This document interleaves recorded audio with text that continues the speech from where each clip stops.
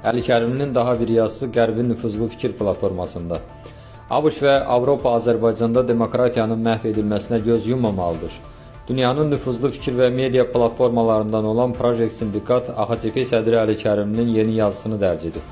Platforma Əli Kərimlini oxucularına Azərbaycan Respublikasının keçmiş dövlət katibi və ölkənin birləşmiş demokratik müxalifətinin lideri statusunda təqdim edib.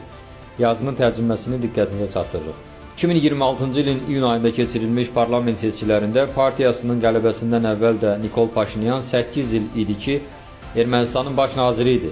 Lakin əvvəlki iki seçkidən fərqli olaraq bu dəfə o, Rusiyanın ən çox qəzəbləndirən və xarici siyasət sahəsində ən aydın proqramla seçkilərin qarşısına çıxdı. Paşinyan Ermənistanın Rusiyadan asılılığına son qoymağı və Qərblə sıx inteqrasiyanı hədəflədiyini bəyan etdi.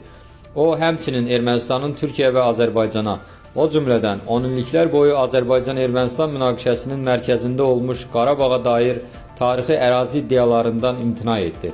Beləliklə, Azərbaycanla davamlı sülhün əldə olunması və Türkiyə ilə münasibətlərin normallaşdırılması üçün real imkan yarandı. Rusiya Paşinyanın yenidən hakimiyyətə gəlməsinin qarşısını almaq üçün ciddi səylər göstərdi. Burada Rusiyapərəst namizədləri gücləndirməyə yönəlmiş dezinformasiya kampaniyaları və Ermənistanın Avropa ilə əlaqələrini dərinləşdirmə cəhdlərinə cavab olaraq tətbiq edilən ticarət məhdudiyyətləri də daxil idi. Lakin Ermənistan seçiciləri bu təsirlərə aldanmadılar. Rusiyapərəst iki ən böyük partiya parlamentə düşmək üçün kifayət qədər səs toplasa da, Paşinyanın Vətəndaş Müqaviləsi partiyası parlamentdə çoxluğu təmin etdi. Beləliklə, Paşinyan Rusiyanın Cənubi Qafqazda təsirinin daha da zəiflədiyi, region ölkələrinin isə daha çox sülh, sabitlik və ABŞ, Avropa İttifaqı ilə əməkdaşlıq imkanları əldə etdiyi yeni regional nizam qurmaq üçün güclü xalq mandatı qazandı. Bu isə Qərblə strateji tərəfdaşlıqlar qurmağa çalışan Azərbaycan üçün də mühüm imkanlar yarada bilər. 2026-cı ilin fevral ayında Azərbaycan ABŞ ilə strateji tərəfdaşlıq haqqında xartiya imzaladı.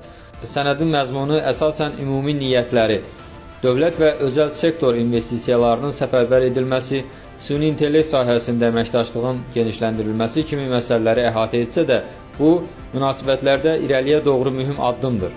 Azərbaycan eyni zamanda Avropa İttifaqı ilə nəqliyyat, rəqəmsal texnologiyalar, enerji və ticarət sahələrində əməkdaşlığını da genişləndirir. Bütün bunlar ilk baxışdan Azərbaycanın maraqlarına xidmət edir. Lakin lazımi siyasi və hüquqi şərait olmadan belə tərəfdaşlıqlar Azərbaycan xalqı üçün gözlənilən nəticələri verməyə bilər. Azərbaycan 1993-cü ildən bəri Əlevlər ailəsinin mütləq hakimiyyəti altında idarə olunur. 3-10 illikdən artıq müddətdə bu ailə demokratik institutları dağıdaraq məhkəmə hakimiyyətinin müstəqilliyini zəiflədərək